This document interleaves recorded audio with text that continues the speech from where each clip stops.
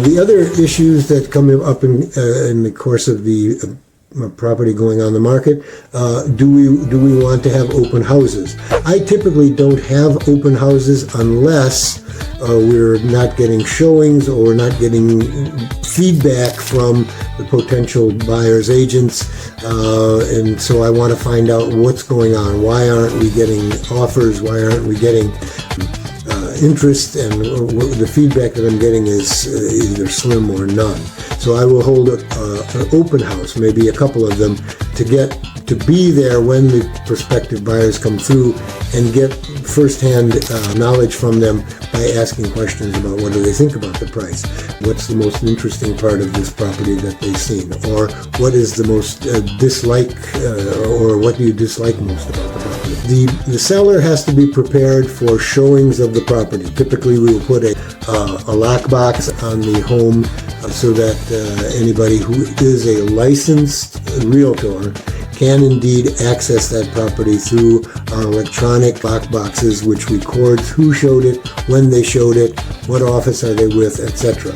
The seller should be prepared to make the home available to prospective buyers, agents, as much as possible. I typically ask my sellers to have the property available to show anywhere from 9 in the morning till 6 or 7 p.m. in the evening. Now, please remember you have to live as well as sell your home. So if you have a small child, an infant who has a nap time that is critical and it's like written in stone, then let us know that, and we can arrange for no showings to take place during that nap time. If the child goes to bed early in the evening, 6 or 7 p.m., then we will have no showings after that, or we will only have showings up to that point. So if there's a birthday on the upcoming March 15th or whatever the case might be, let us know that. We can close off showings for that day, and you can have your party and everybody enjoy, and all the family comes over, and you're not going to be interrupted. The agent who wants to show your home is desperately important. Ideally, in first week or two, you should be receiving an offer on the property. And if you're not, that's when we start looking at open houses and finding out if we're overpriced or some other issue about it. The photography turned out lousy and we need to address those issues. My job is to receive that offer and present it to you, the seller, and point out the advantages and the disadvantages, the pros and cons to the offer. The offer, please keep in mind, the price tag, the dollar amount that is being offered, is not the only issue that has to be addressed. Closing dates can be very important to you. If you're having a property built or you've already purchased a property but you can't get into it until X date, well, you want to have an offer from the buyer of your property to seamlessly work with that closing date of the other property that you've just purchased. So that closing date can become a very important factor. Earnest money is an important factor that has to be addressed. For example, somebody offering you $500 or $600 as earnest money is maybe not that attractive. It is demonstrating to you how earnest, how serious is the buyer about purchasing your property. If the numbers are ridiculously low, then you should be requesting a greater amount in that earnest money, anywhere from 1 to 2% of the offer. Are they getting a loan? Maybe they're making an offer for cash, which has an important impact on you in terms of, well, what does that mean to me? Is that a good thing? Is that a bad thing? Why would I want a cash offer? So those things are all part of the offer, not just the price. So once you've considered all of that and we've discussed it, the pros and the cons, we are prepared to make a counter offer to the buyer's agent. Maybe we want to change the price. We think it's a little bit too low. Maybe we would like to see more earnest money, or maybe the closing date is not acceptable and we offer a counter closing date so that the buyer can address that. Let's say that we get all the points agreed to, we give them a counter offer, they counter back at us, and then the next thing you know, We have agreed to the price, the closing date, the amount of earnest money, the type of loan, etc.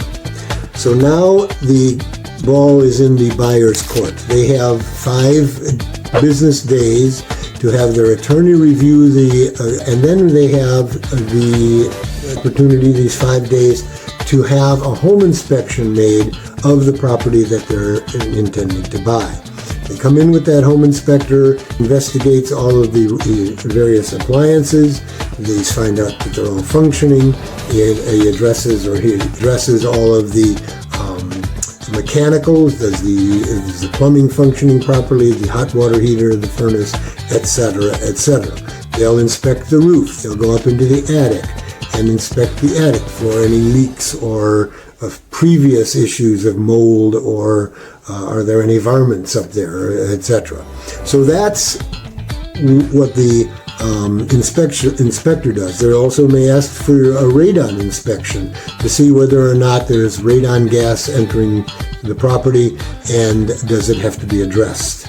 So those are the various things that the home inspection will address. If they find issues that are not acceptable to the buyer has to come to you and say, okay, we want this fixed, or this problem, etc., etc.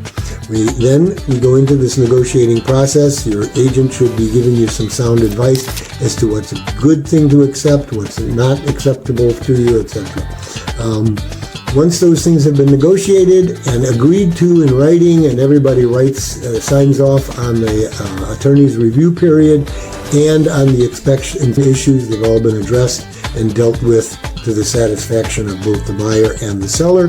The next thing you simply want to do is close on the property. That closing date will be set somewhere in the future. Your attorney, and that's an issue that has to be brought up. In Illinois, we always use attorneys on both sides for the buyer and the seller. Your attorney is going to review that contract and give it a clean bill of health if everything is agreed to. And then they're going to ask you to come into their office a few days early, a few days prior to the closing, to sign all the necessary documents, so that you don't even need to appear as the seller. You don't even need to appear at the closing. When the closing arrives, the listing agent will probably be there, and certainly the seller's attorney might or might not be at that closing.